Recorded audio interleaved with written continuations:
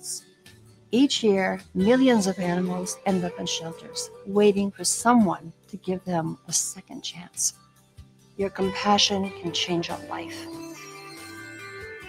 Please visit AmericanHumane.org to learn more. Thank you. Mommy, can I sit in the front seat just this one time? Please, please, please. No, not yet. But why? Because I love you, and you're just not ready yet. Now, get in the back so I can get you in your car seat, please. Putting your kids in the right seat for their age and size is an act of love. Check that your kids are in the right seat at NHTSA.gov/the right seat. Love protects. A message from NHTSA and the Ad Council.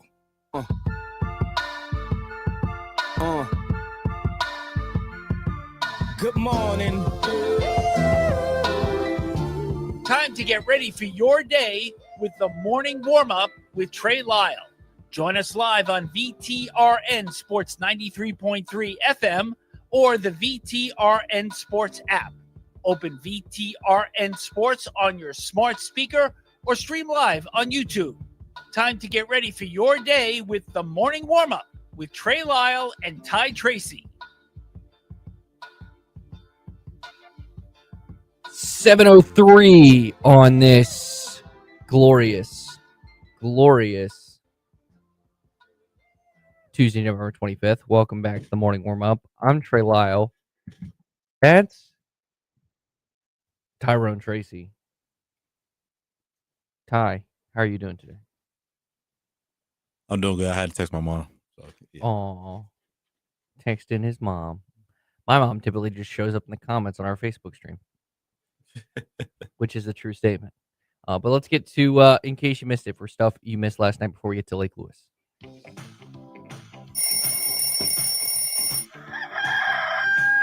Keeping up with sports 24/7 takes some serious effort, especially when you're sleeping.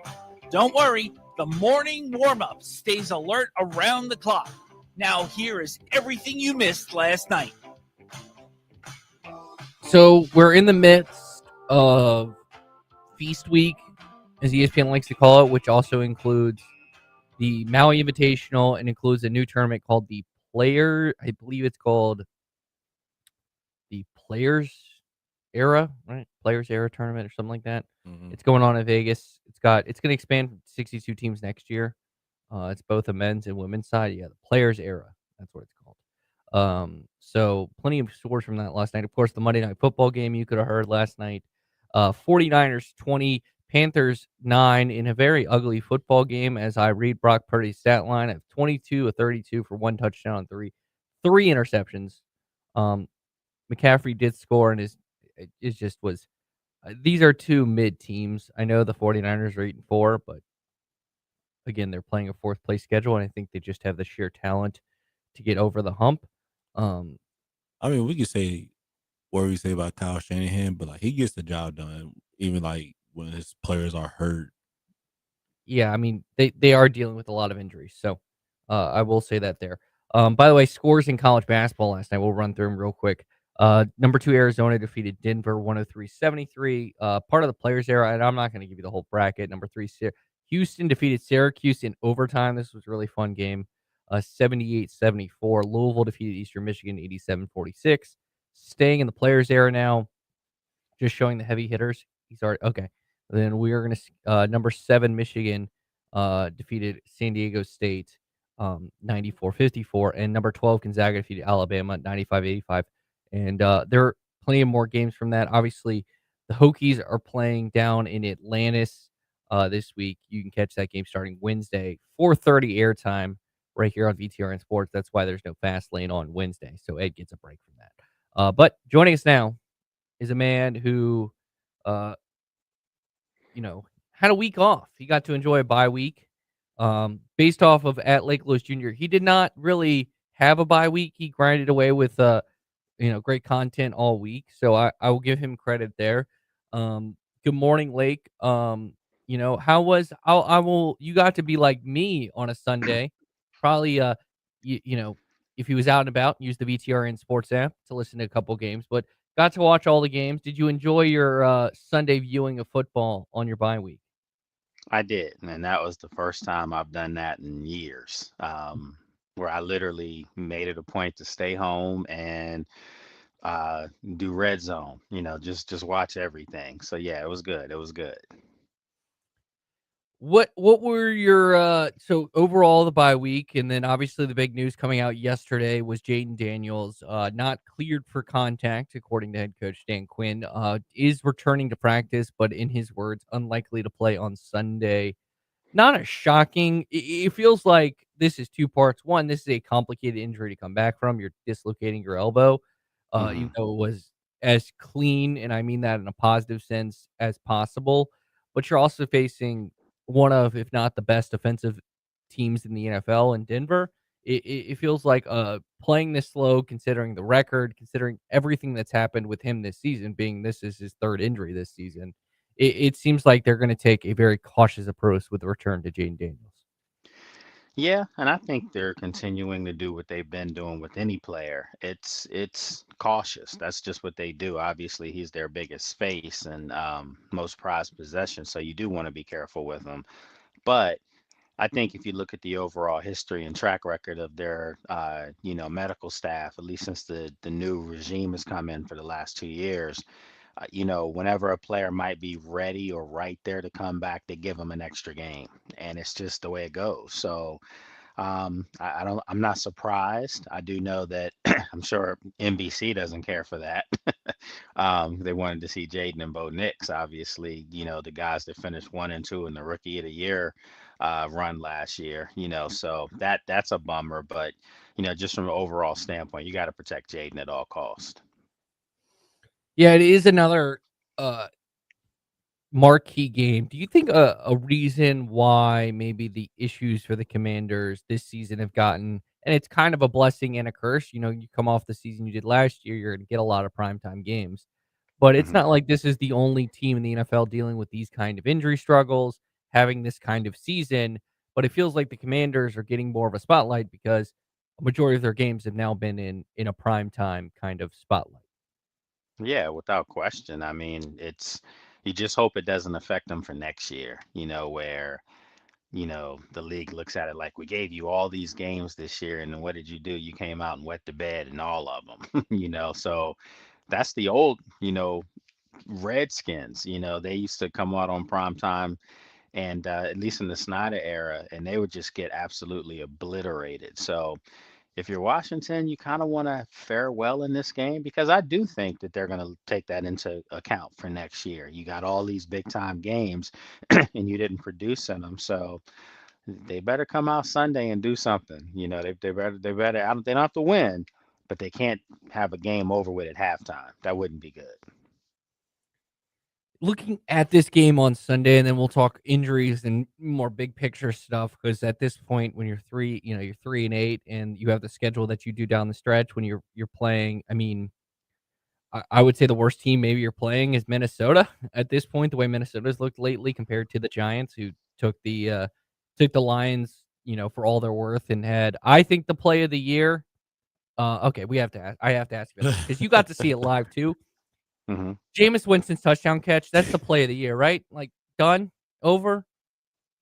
It's up there. Put it like this: it's going to stay where it is, etched in stone for this season to be in the running for Play of the Year.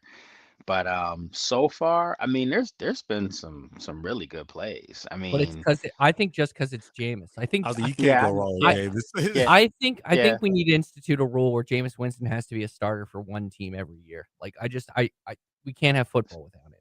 So He's so for me, there's two other plays that stand out. One isn't really a play; it's a procedure that just happens, and it's called Brandon Aubrey. Yeah, when he kicked that 70-yarder. I mean, come on, bro, that was something.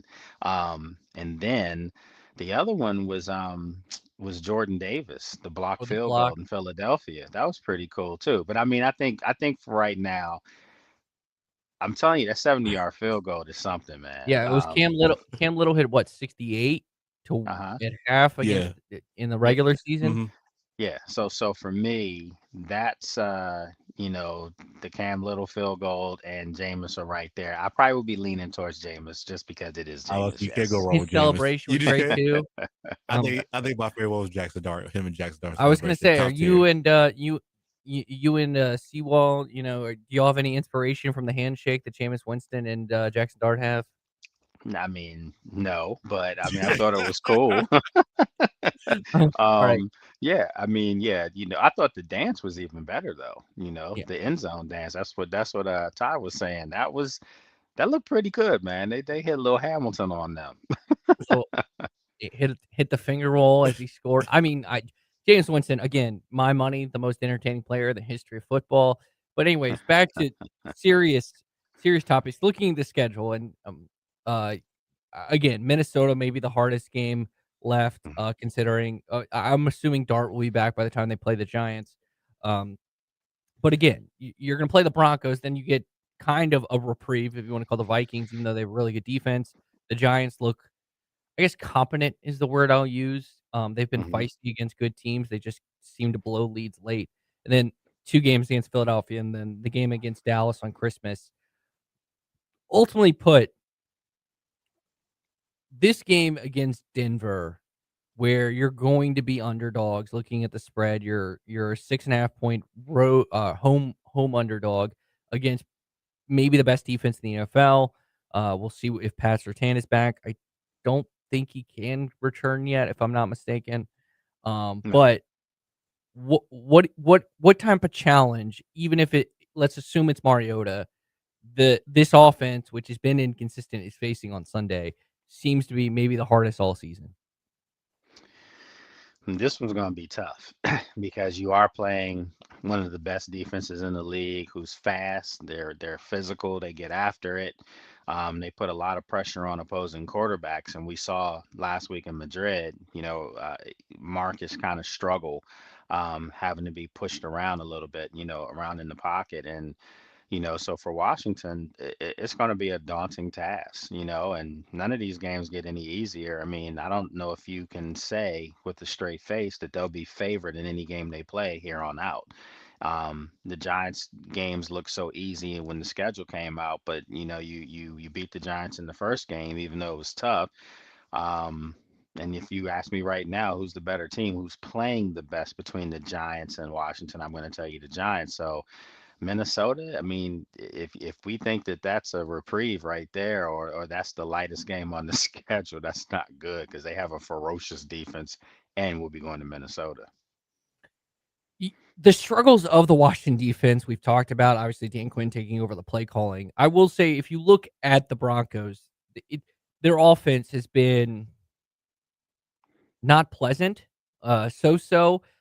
It's Yeah, been a lot of fourth quarter heroics from Bo Nix. I'm not going to say it's been very Tim Tebow esque. commanderish. It looks Commander-ish is a commanderish good that's a good from way to last put it. year. From Yeah, last year, that's a yeah. good way to put it. Uh, Hmm. yeah, I mean, I maybe you could argue this Broncos team is a better version of what the Commanders were last year because I do think the Broncos defense is leaps and Way bounds better. better than that Commanders defense. Yeah. But it seems to me, and I'm not the biggest believer, if you want to call it that. Um, it feels like the one thing you could look for in this game where offensively you might have low expectations just because of the opponent. The defense could be very opportunistic, similar kind of what they were facing last week, where it didn't work out for them when they were playing Miami.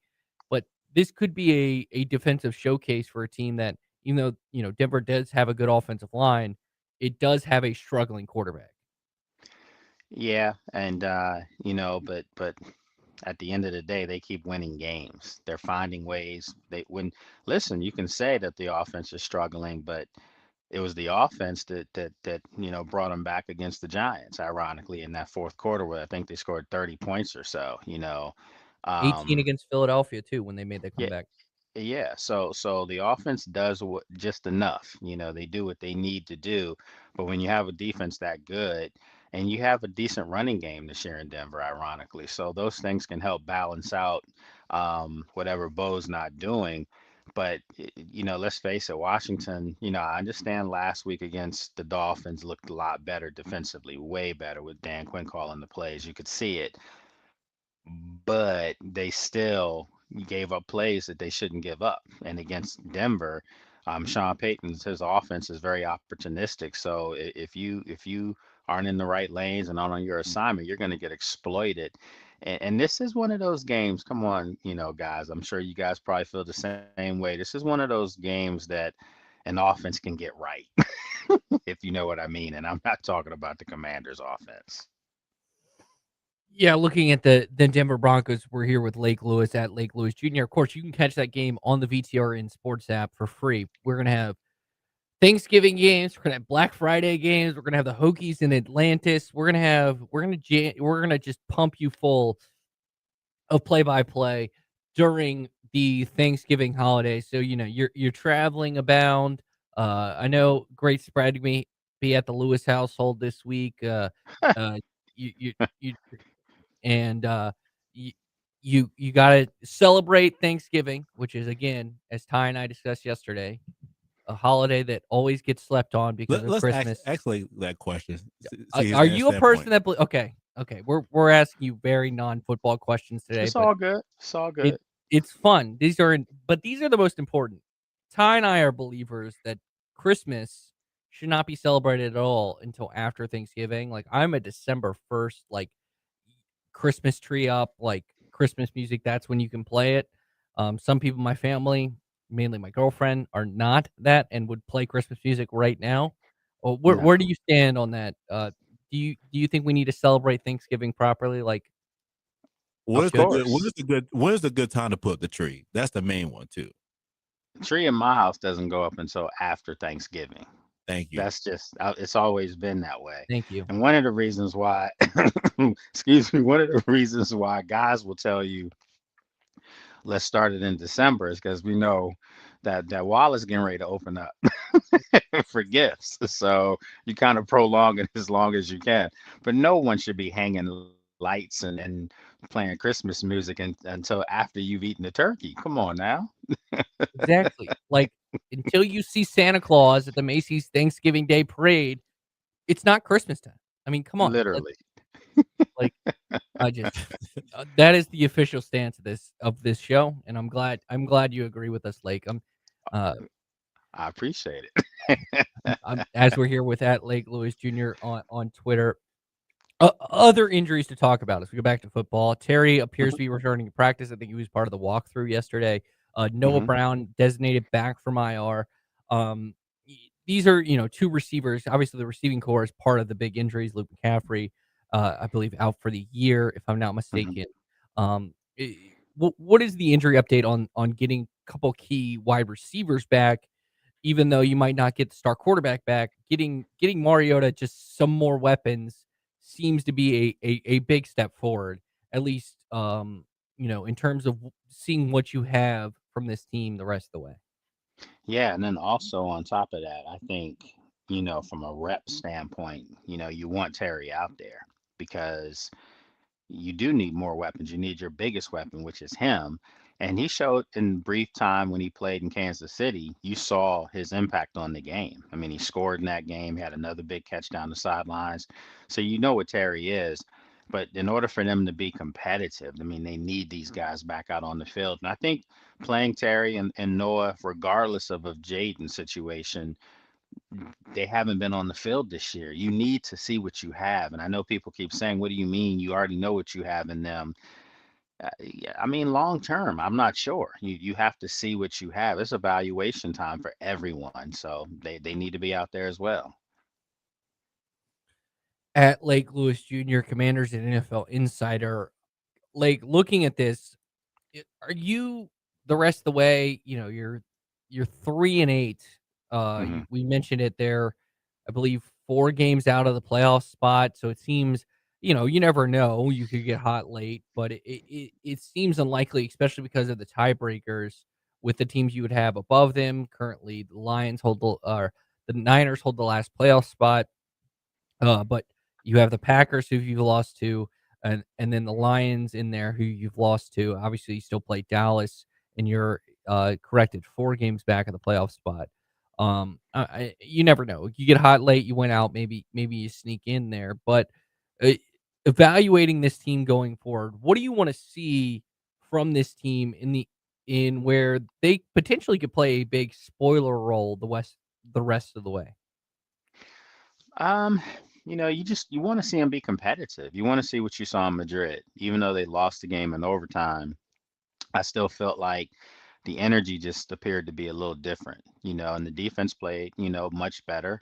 So if you can get those kind of efforts, I mean, at the end of the day, they've been besieged by injuries. So we're not going to get a true semblance of their whatever their starters would have looked like on both sides of the ball. You'll be getting a lot back when Jaden comes back and Terry and Noah come back on offense. You'd probably be at like 90% of your starters.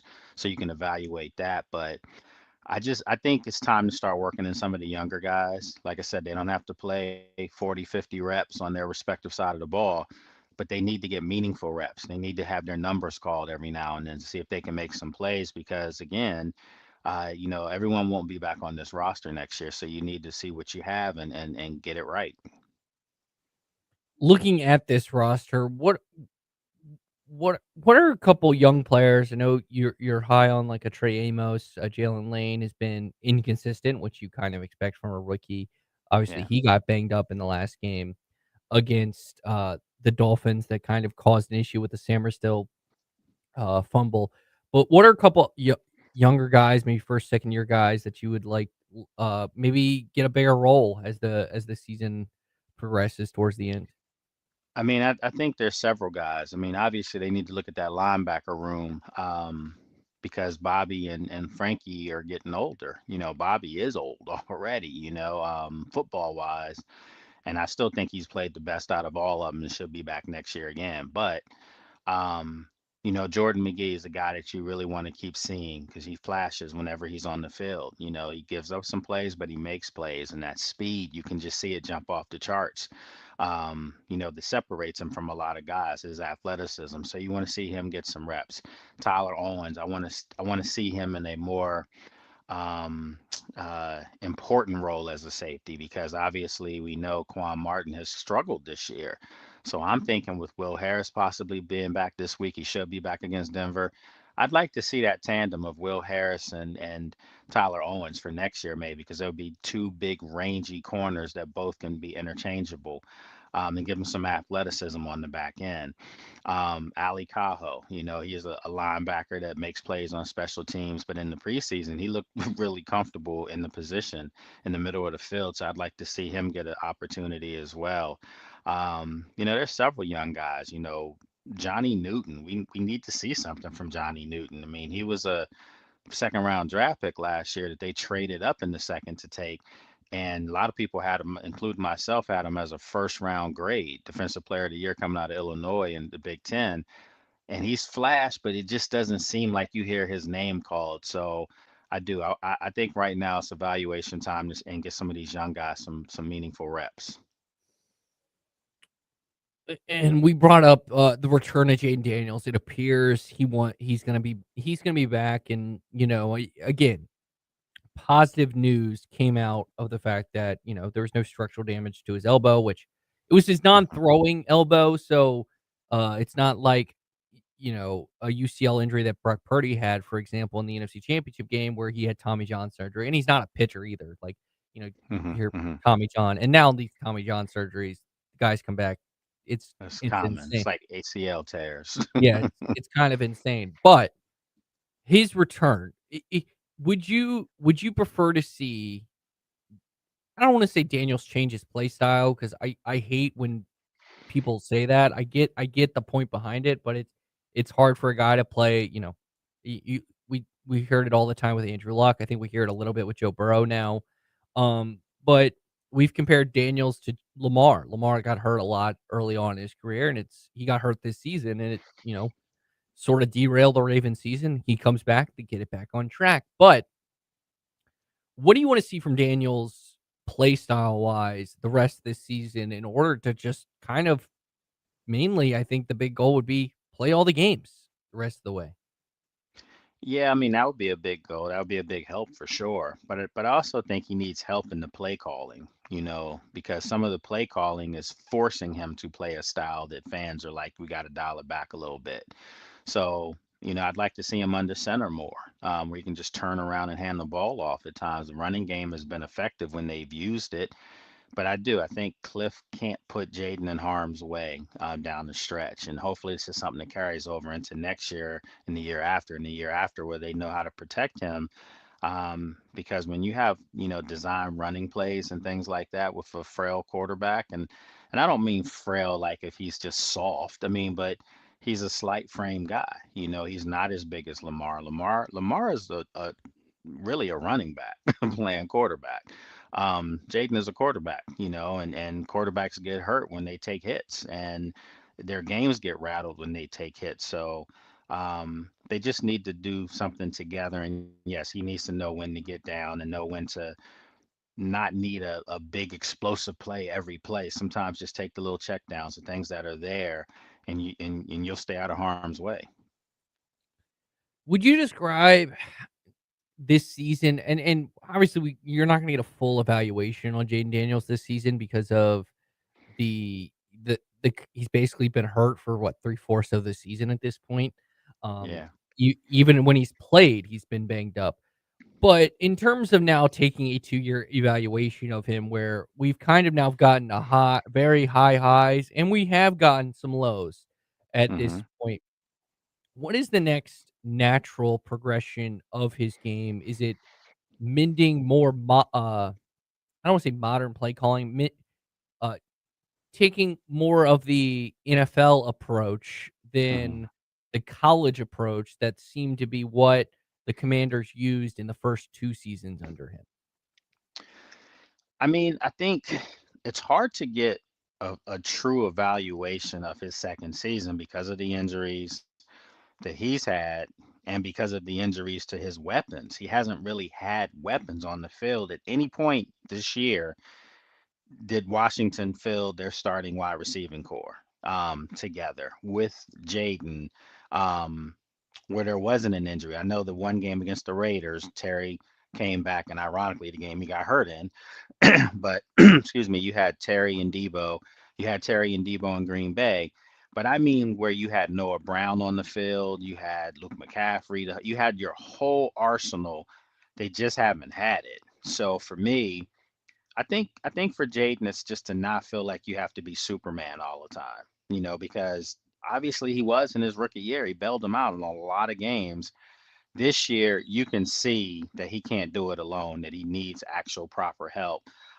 So for me, with him, just know when to get down, take the easy play. Like I said, the check downs or the wide open guys, it may not look like much, it might be 3-4 yards, but if you keep doing that, you'll go down the field. And then I think that will make him more comfortable in the pocket again, because he looks a little skittish back there right now, if you ask me. At Lake Lewis Jr. We'll talk more. We have more. We have an actual game to talk about next week, so we'll talk about the Commanders' action in Washington against Denver. They are at home, so not a far trip for you after a bye week and a trip to Madrid. So you're going just up 95 this week, Yep. Lake. So appreciate the time this morning, and we'll talk again next week. And All have a right, good happy seeing you. Thanksgiving, by the way. Enjoy the holiday to you I was and gonna your say the wife. same. I was gonna say the same to you, and also to Ty. So yeah, be safe out there, and I'll see you next week. Sounds like a plan. All right, when we come back, we'll have a mini version of today in sports history. Then later on, in about 10 to 11 minutes from now, we'll have Mike Barber talking about Virginia, UVA. Big game this weekend against the Hokies. It is Commonwealth Clash week. So we'll talk about that and much more. You're listening to the Morning Warm Up. Going once, going twice, gone! This is the last year you can have Terrell E. Mosley install a new qualifying heat pump and get a $2,000 federal tax credit. If your current system is over 10 years old, you should seriously consider updating your system and take advantage of this tax credit. Not to mention, a new, more energy-efficient system will also save you on your electric bill. Call Terrell E. Mosley. It's a free service for them to come and discuss the options available to you. Don't miss out. Call Terrell E. Mosley or visit them at terrellemosley.com. In most things, it's hard to go from ordinary to extraordinary. It's easy with your home or business. Call the Concrete Wizard. and transform your place into an extraordinary space. If you're tired of looking unsightly concrete, then bring light to your old surfaces. Call the Concrete Wizard for free design consultations, free estimates, and fast professional concrete resurfacing. And visit theconcretewizard.com for ideas from other before and after photos. Hi, Danny from Gibbons Books Little Dickens. We believe in reading and play and in shopping locally for stronger communities. 3 times more jobs are created by local businesses versus online sales. This holiday season, live local and shop local for a better Central Virginia. Hey, this is Jake with Western Ways in Forest. Shop our thousands of pairs of boots in store with personalized customer service and excellent pricing. Shop Western Ways this holiday season. Merry Christmas and Happy New Year's from our family to yours. Hey, small to medium business owners, if you're frustrated with slow IT support, high costs, or paying for services you just don't use, it's time for a change. Hi, I'm Colt with We Fix Stupid Computers. We provide reliable on-site and remote support tailored for businesses just like yours. And we go beyond just fixing problems. We empower your staff with real tech knowledge so they can work smarter every day. From repairs to training to full IT support, we save you time, stress, and money. Call We Fix Stupid Computers, 434-525-8590, where smart support meets real savings. Good morning. We are just getting your day started here on VTRN Sports with the morning warm-up. Stay connected with the show at Trey Lyle VT and Ty Tracy 90 on Facebook, Twitter, and Instagram.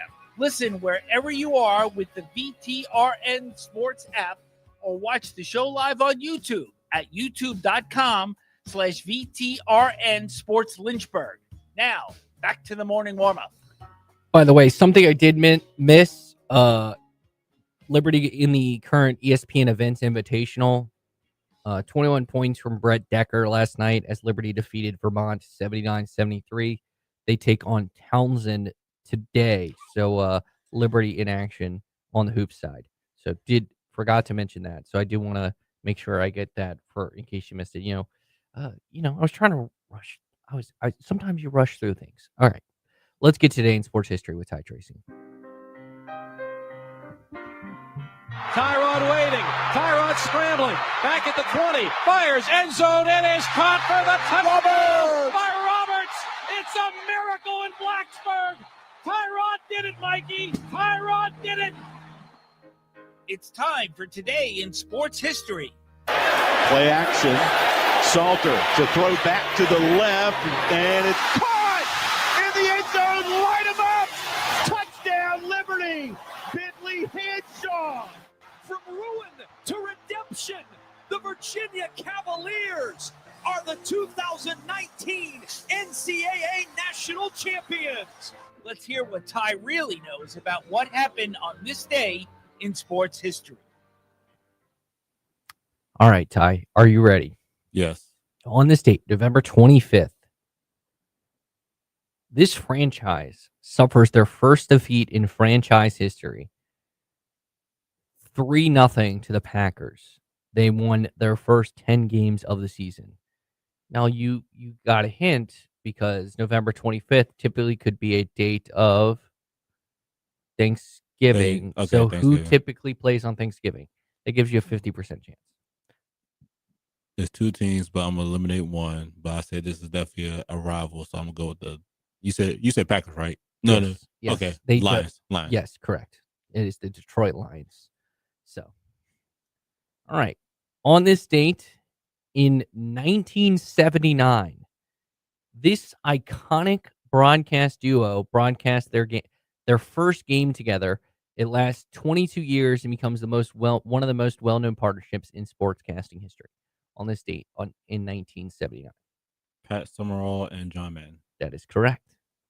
In 1980, Roberto Duran says this with 16 seconds to go in the 8th round in New Orleans, allowing Sugar Ray Leonard to retain the WBC welterweight title. No mas, no mas. Correct. There's a good 30 for 30 about that. It is. That's the only reason I remember that. So, all right. On this date, I have to ask this. On this date in 2007, this man becomes the 23rd player in NFL history to rush for... Can I finish the question? I already know it was. for 10,000 rushing yards at Luke. That was a question just for Luke. If you make sure he's listening. All right. That was the easiest one. You're right, but that's it. Oh no! All right, ready? I got it. All right. In 2012, this team beat the Calgary Stampedes 35-22 in the 100th Grey Cup. If you can name the city, I will give it to you. Oh, you got me on that one. No. The Toronto, I think it's Agronauts. Is that what was that? This is the CFL. The Grey Cup is the CFL. Oh, really? Yes. I didn't know that. Yes. I never knew I never knew it was called a Grey Cup to now. Yeah, it's been called the Grey Cup, which it's kind of weird to think when it says 100th Grey Cup. That's I believe means it's like just as old as the NFL. No, it's older than the NFL. The NFL's 100th season was later. I'm not sure, but the CFL is just as old. Like, yeah, that's what I'm saying. I would never knew if you would say that. I'd probably like, what's the Grey Cup? All right, Ty. So you went 3-1. So you're 217-74. Great.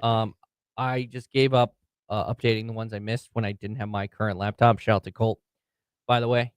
But anyways, I do want to update the folks. We did have some best bets on win totals. By the way, I think I went over on UV. We went under on UVA. That looked bad. We went over on Virginia Tech. That looked bad. We went over on JMU. That looks good.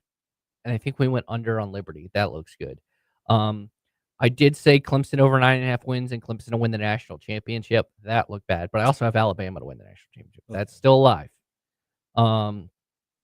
Florida. All right. This might be worse. Miami under 9.5 wins. I guess technically that could still be in play. Let's go Pitt. Mm-hmm. Kansas State to win the Big 12 and over 8.5 wins. That looks bad. This might be the worst. Florida to win the national championship in the SEC Holy over 7.5 wins. Now, I didn't think Florida was going to do it, but 40-1 and 33-1 when I thought at the beginning of the season they're the best quarterback in the country. But still, you know what's still fighting? I had Georgia Tech over 7.5 wins. They're not going to win the ACC now, so that does suck. But to recap some preseason stuff as we're heading into the final week of the regular season. To the stomach, like Georgia had one job. I mean, hey, chaos can happen. Speaking of chaos, one way that chaos can happen is if the Hokies can do something they've done all but 2 times since 2000, and that's beat Virginia on a football field. We'll talk about the impact of that game and what it could mean for UVA in advancing to an ACC championship game in Charlotte with Mike Barber at Still Mike Barber from Seville right now. Next on the Morning Warm-Up. At the used car superstore on the Sheeler Motor Mile. Holiday savings have started, and this is your last chance to save. Shop local and save more with straightforward pricing, plus exceptional service and selection. Stop the search. Head to the Motor Mile for over 900 pre-owned vehicles to choose from, and a huge selection of new car brands in Southwest Virginia. Honda, Hyundai, Toyota, Subaru, Kia, Chevrolet, Mitsubishi, Chrysler, Dodge, Jeep, and Ram. 11 new car brands, 900 used vehicles, all in one location. The Sheeler Motor Mile gives you choices. More than any other dealer in the area. Sheeler owns the finance company. We make it easy to buy with in-house financing. Volume selling means volume pricing, and we've got the volume. 11 new car brands, over 900 used vehicles, all in one location. Our biggest sale of the year is here. The Red Tag year-end sales event at the Used Car Superstore on the Sheeler Motor Mile. I-81 exit 118C in Christiansburg. Call 866-SHEELER1. Always open at Sheeler.com. But hurry, this sale ends when the new year begins. A winning sports team doesn't use the same game plan for every opponent. The same is true for your personal injury case. Hi, I'm Randy Trost with Trost Law.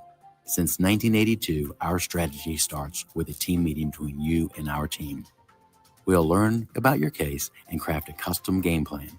Then we'll fight for you every step of the way to get a winning outcome. We hope you never need our services, but if you do, we're one phone call away at 777-HURT or trostlaw.com. Your Black Friday special? crowning the Region 4D champion and awarding a berth in the Class 4 state semifinals. The price? Find out on this edition of Jefferson Forest Cavaliers football, presented by TrostLaw.com. Your Central VA floor and kickoff show starts at 6:30 with JF visiting GW Danville on the Virginia's Talk Station app, 100.9 FM Lynchburg, 95.5 FM Bedford, and Open Virginia Talk Radio Network on your smart speaker. JF Football is also presented by Andy Matthews Insurance Agency, Crossroads Family Dentistry, Forest Youth Athletic Association, and Meineke Car Care.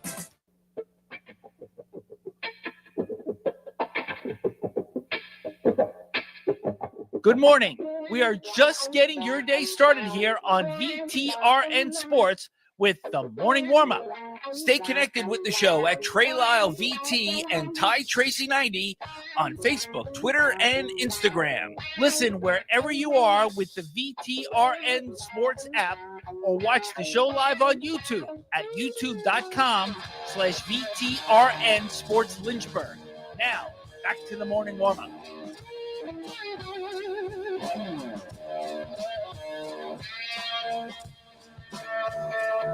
7:42 on this Tuesday, November 25th. Welcome back to the morning warm-up. Joining us now, he is the editor-in-chief at Seville Right Now. He also does some great content for Hoops HQ and the AP. It is at Still Mike Barber on Twitter. Mike, appreciate you joining us again this week. And, another week, another Commonwealth clash here this time in Charlottesville.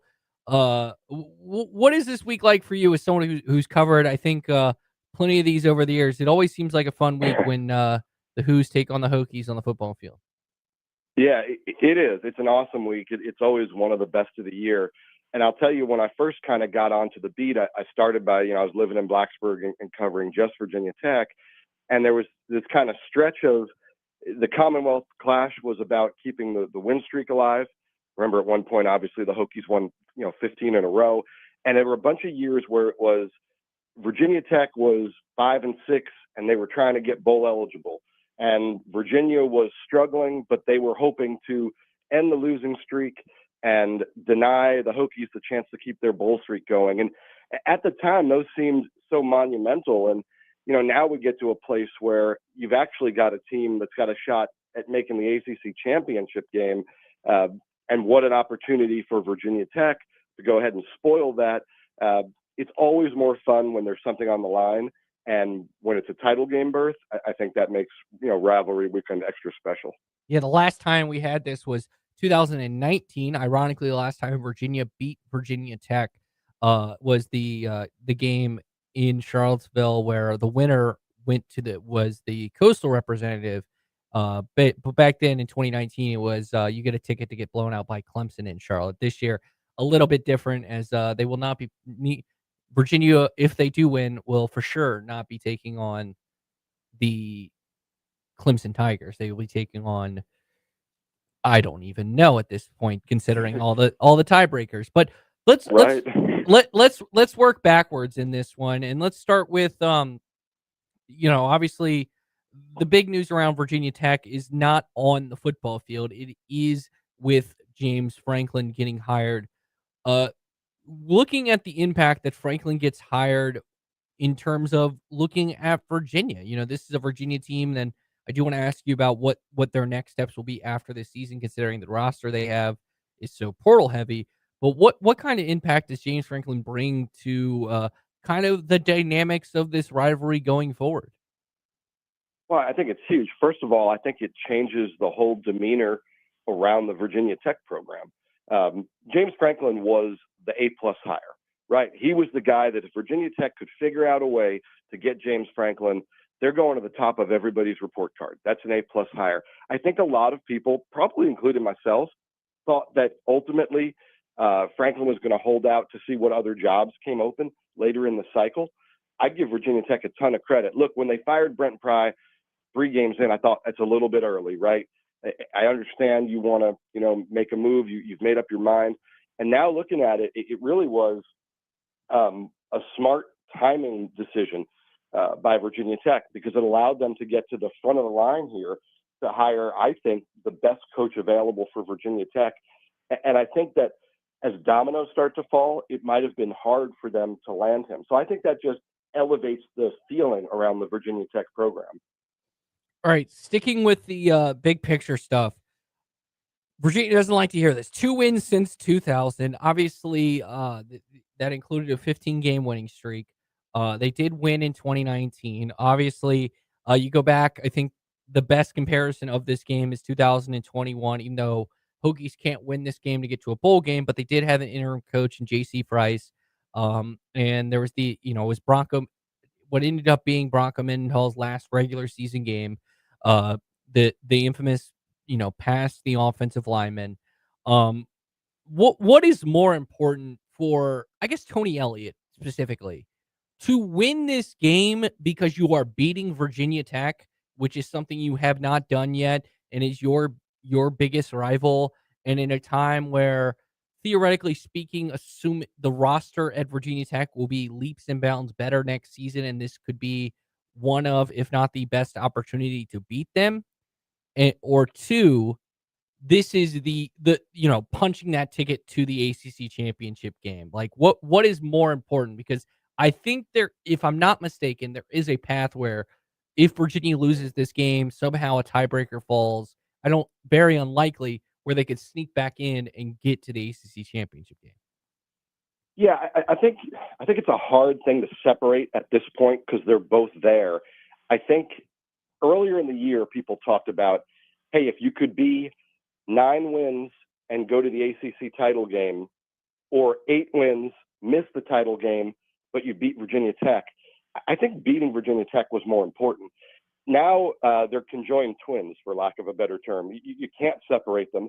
Now it's a double-edged sword. Look, if Tony Elliott wins this game, he gets all the kudos for beating Virginia Tech and all the kudos for going to the ACC title game. If he loses it, it just kind of feels like, man, it's more than a loss. It's more than 2 losses, right? You perpetuate that notion that Virginia can't beat Virginia Tech, and you don't have that feather in your cap of going to the ACC title game. And you mentioned it earlier.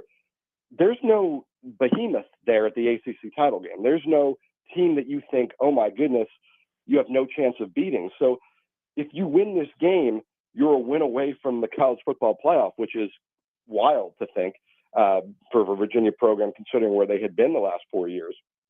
So I think long-term, beating Virginia Tech is the most important thing. But you got to remember, too, that this is a locker room full of people who don't really know that Virginia's supposed to lose on Saturday. I think that was a thing that hung over past teams was, if something started to go wrong, they thought, well, here we go again. Virginia always loses to Virginia Tech. Well, Chandler Morris doesn't know about that, and Jamari Taylor doesn't know about that, and Mitchell Melton doesn't know about that. So it's a totally different psychological dynamic in Charlottesville. Now, I think it's the exact opposite in Blacksburg. I think the Franklin hire put everybody in a good mood. It also put everybody on notice. They want to impress their new coach, and everybody in Blacksburg knows that the Hokies are supposed to beat the Cavaliers. Yes, there's a little pressure there, but I think that gives Virginia Tech some confidence. Yeah, it feels like Virginia is the team, like, if Virginia Tech loses this game, while it's not like it was a few years ago where the streak was still on the line. The streak is gone. Like, 29, Virginia has, it's what, 3 in a row instead of 15 in a row. That's a very big difference. The pressure really seems to be on Virginia in a way that we really haven't seen in this rivalry, where typically Virginia is the team that's playing, as you mentioned at the top, with nothing to lose, whereas the Hokies had all the pressure. The dynamic of this game is completely flipped, where all the pressure is on Virginia. Yeah, and I think that's kind of what it was in 2019. And Virginia, won that game. Look, Virginia Tech did not have a very good team this year, and they did not have a very good season. And if they lose to Virginia, that just adds to that narrative. But Virginia, I think Virginia needs this game to have the narrative that it had a great season. Like, if it doesn't win Saturday, then it ends the year without a win over its rival, without a spot in the title game. I think it's a very good season. I think, Tony Elliott certainly has a lot to point to. I think people will still be excited about where the program's going, but it's not a great special season if they don't win Saturday. Whereas Virginia Tech, it's a bad year any way you slice it, and it would just be a nice way to end it if you happen to upset your rival. Look, and speaking of losing, if they lose to Tech, do you feel like this will be a disappointment for Tony Elliott's coaching season? Do you think he would probably like they start looking at like, I don't know now because he had all the pieces and it started making you think like, do you feel like we had to go a different way, or it's like, okay, what else we need to do for Tony Elliott to help him get over that hump? Like, he's a good coach, but it's like we can't beat Tech or anything. Yeah, I don't think anything's gonna change the administration's view or people's 300,000 foot view of Tony Elliott and what he's done. I mean, he was able to put together a roster in this weird portal year, coach it up, put together an offense that was really outstanding, put together a defense that came together. I think Tony Elliott is going to be fine just either way. I think people, are kind of all in on Tony Elliott. It's more likely somebody else would be interested in Tony Elliott as a program builder than, Virginia would be, so disappointed. But I think for all the reasons we just said, for this to be a really special season for Virginia, Saturday becomes almost a must win, which is crazy when you consider where the record is. But I think otherwise it's just a good season and the pressure's right back on next year. If he beats Tech, goes to the ACC title game, competitive there, or even wins there, Tony Elliott won't have any pressure per se going forward. So, we talk about this and, a heavy portal roster has a dream season, and then, the years after it become a disappointment. Now, I'm not here to say I don't think Virginia next year will go 2-10 like Florida State did, or have this. But what are the clear next steps? Because unfortunately, with this timing, this roster is going to have to be flipped around quickly, even if they make the ACC championship game. And considering the key pieces that they're going to lose in what was a complete roster overhaul, what is the next steps for this Virginia program in terms of creating more of a stable roster going forward, so that they don't get, kind of in the place that Florida State is right now, where you don't know what you're getting year in, year out, and it's created a lot of instability with that program. Yeah, I think that's where Virginia has that huge advantage over Virginia Tech. This has not been flip the roster and then figure out what to do. This has been a plan that they've been building toward, targeting this year where there was this flex. You didn't know really the rules. We know the rules for next year. The plan is in place. They're not doing what Virginia Tech has to do, right? Redesign their front office, redesign how they're going to approach things, modernize their program. They did all that while they were not winning many football games. So I think they're in a perfect position now to say, okay, they've got a plan at every position. Now, we don't know what it is, but, they know where the dollars are going to go, what's going to be spent where, who they like in their developmental chain. And that was really what made this such a make or break year. This was the year you were free to kind of spend whatever you want, get whatever you want. Can you prove that you can win when you have the right roster? I think beyond this, they're set up for how to replace guys, how to scout guys, how to bring guys in, how to negotiate NIL deals, and to have those third-party deals kind of in place. So I think that was really where Virginia got ahead of Virginia Tech, was putting in the foundation of how your organization runs. And maybe people didn't see it, myself included, because on the field they weren't winning games. And then we saw sort of Virginia Tech just have the collapse where not having that infrastructure really took them out of contention for anything. I think Virginia will be fine because now it's a program that's proven it can win. Transfer players see that they can get paid and that they can win and do well there. And I think that Virginia has been spending the past 2 years planning for, okay, once the structure's in place and once the salary cap's in place, how do we approach things? There have been some really good developmental players, particularly on the offensive and defensive line, certainly players like Cam Robinson. There have been some receivers. So I think everything is in place for them to know exactly how to do it. Now, the challenge for everybody going forward is if you go get your free agent quarterback, for lack of a better term, and he doesn't turn out to be Chandler Morris, right? He turns out to be one of these guys who didn't have a good fit, doesn't have a good year. That can really derail an entire season for you. But in terms of, how many guys they have to replace, I think everybody in the country is in the same boat on that front. At Still Mike Barber on Twitter, editor-in-chief of Seville right now. Mike, one more question for you before I have a quick hoops question as well for Virginia. But assuming Virginia maintains, let's just say, some sort of success, I don't think they're going to have, I don't want to call it the schedule luck, but they're not going to have, they're going to have tougher tests during the regular season probably going forward.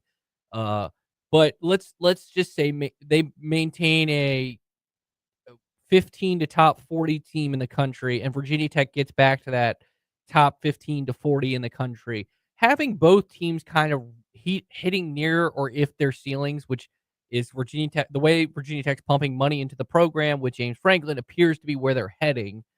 How big would that be for this rival to get back to kind of where this was a ranked versus ranked matchup late in the season that we saw in the mid to late 90s to the mid 2000s? Yeah, I think that's really what everybody wants. And don't forget about JMU and what they've been able to do. I mean, you're getting to a point where, Virginia's up there. I did a column, I think, last week, but there are only 5 states as of last week that had multiple teams in a legitimate position to make the college football playoff. And Virginia was one of them. JMU's, the number 2 team in that group of 5.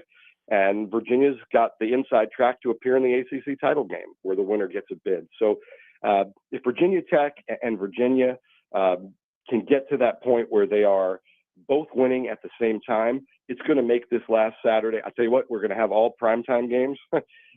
Everybody wasn't sure, kickoff times and when games are going to be played. This is going to be a marquee rivalry game if they're both winning at that level. And I think, if you're a diehard fan, you want to see the rival suffer. But if you're a casual fan, if you're a football fan of Virginia, and definitely if you're a media guy like me, you want to see both these teams in the top 25 and have that game be the one that everybody's talking about going into the final weekend. Yeah, the radio host in me wants them to be good, but maybe the Virginia Tech grad in me does not want Virginia to be good. But I will I'll put that aside for now. Mike, last question for you on the hoop side. UVA does lose over the weekend to Butler. They get a nice win over Northwestern, which was the loss to Butler, their first loss of the season. But they do look like a very improved team. What are some early thoughts on the hoops team as we are 6 games into the season for them? Yeah, I think their front court is legitimate, right? I think that was a big question was, they went out and got Testa Ritter and Johan Grunlow, these front court guys, Uno Onyeso, the transfer who had been at Kentucky, been at K-State, and they look good on paper, like football coaches always say, like they look good getting off the bus. What were they going to look like on the floor? And I thought in the early games they were dominant. I thought over the weekend it showed they can still do the things that Virginia wants them to do. I don't think that's going to have trouble transitioning to ACC play. I think Virginia's got a really good front court. I think they've still got some work to do defensively. Ryan Odom is not that dissimilar from Tony Bennett on the defensive end. The big difference is that Ryan wants to full court press, eat a bunch of time off the clock. His press isn't designed to turn you over.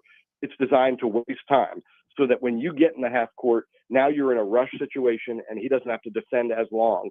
I think Virginia's still finding its way a little with that defense, but they certainly have all the pieces from perimeter defender, on-ball defender, rim protection to be very good at that style of play. So I think Virginia's going to be a top 5 team in the ACC this year, basketball-wise. I think they've got the shooters this year to score. I think they're proving that they can be a team that scores 80 points a game in non-conference. That's probably going to, still be able to score 70s in the ACC. That's going to be a big departure from what Virginia fans are used to. So I think the early signs are positive for what Ryan Odom's doing. At Still Mike Barber joined us on VTRN Sports 93.3 FM, W227BG Timberlake, 1320 MWPGM Lynchburg, WMNA Gretna Southside. Mike, appreciate the time this morning.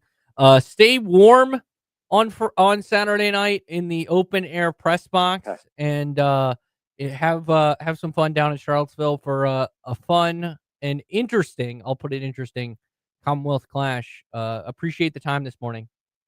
Thanks for having me.